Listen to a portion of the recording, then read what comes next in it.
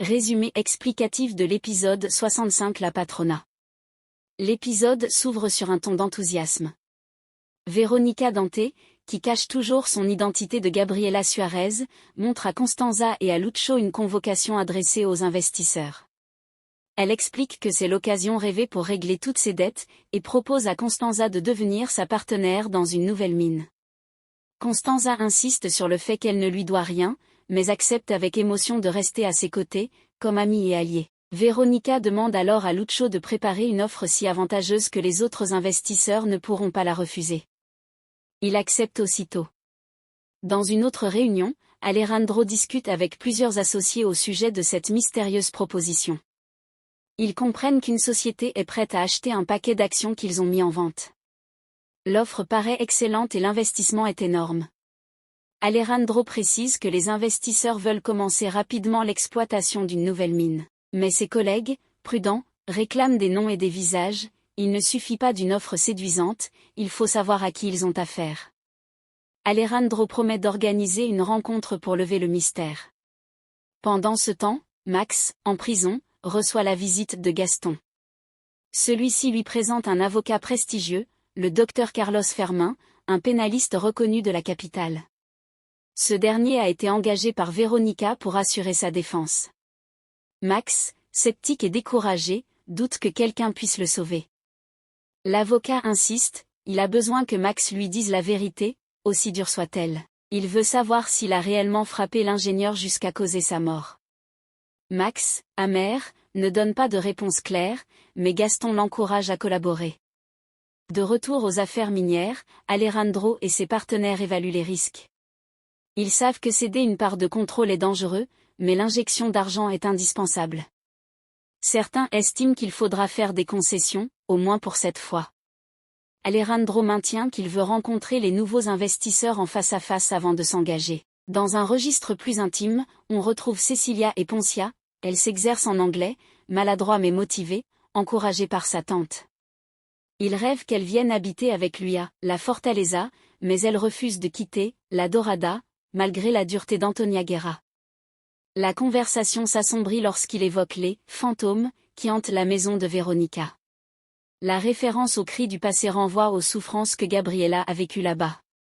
Lucho, quant à lui, reçoit un appel inattendu de Lucecita. La jeune femme supplie qu'il vienne la voir, affirmant qu'elle a besoin de lui. Mais Lucho est catégorique, leur relation est terminée, il est amoureux d'une autre, et lui demande de ne plus jamais l'appeler. Lucecita, désespérée, reste seule avec son obsession. Plus tard, on découvre que Veronica prépare un événement à sa hacienda, ce qui suscite excitation et curiosité. Ricardo, invité, se réjouit à l'idée d'y retourner car cela leur permettra de revoir leur mère.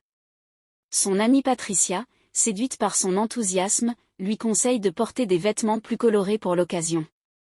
Leur complicité vire à la séduction, il lui confie qu'il a rêvé d'elle le matin même, avec un sentiment différent, plus fort.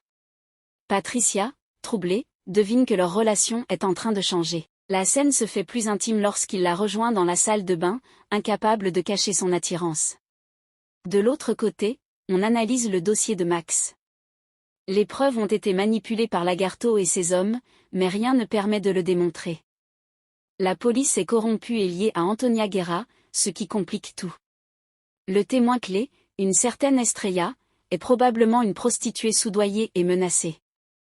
Fermin admet que légalement, la défense est difficile, mais il promet d'explorer toutes les failles. Gaston et les alliés de Max décident, de leur côté, de chercher comment discréditer les fausses preuves. En parallèle, Ricardo et Patricia vivent une scène de tension amoureuse. Ricardo, troublé par ses propres émotions et des souvenirs douloureux, se laisse approcher, mais soudain recule, incapable de continuer. Patricia, déstabilisée, insiste, mais Ricardo fuit, laissant transparaître ses blessures intérieures.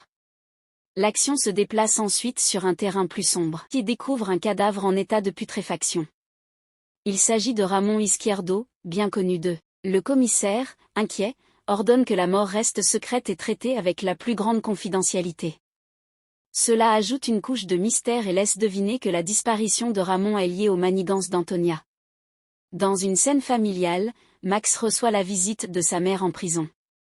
Elle lui apporte de la nourriture maison, riz, haricots, poissons. L'émotion est palpable. Elle l'encourage à se nourrir correctement malgré l'horreur de son enfermement. Mais Max reste accablé et prisonnier d'une atmosphère sombre, presque oppressante, que sa mère perçoit comme une nuée noire derrière lui.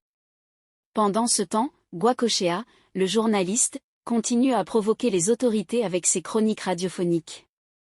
Chacun l'affronte, agacé par ses paroles. Le journaliste reste imperturbable, il préfère dire la vérité, même si cela dérange. Sa droiture attire autant d'ennemis que de partisans. Cette tension illustre la lutte entre corruption et justice. Le suspense s'intensifie à la fin de l'épisode. Dans le bureau d'Alejandro, tous attendent enfin l'arrivée des fameux investisseurs. La curiosité est à son comble.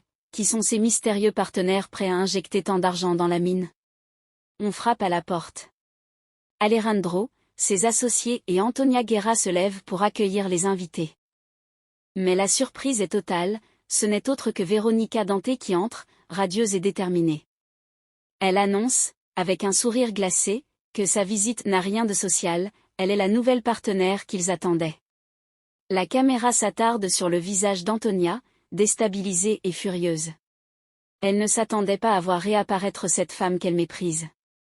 La confrontation entre les deux rivales est désormais inévitable. Analyse et importance dramatique.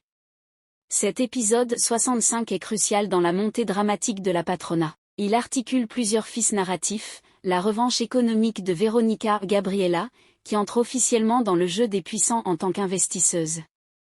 La lutte judiciaire pour sauver Max, qui illustre la corruption systémique orchestrée par Antonia.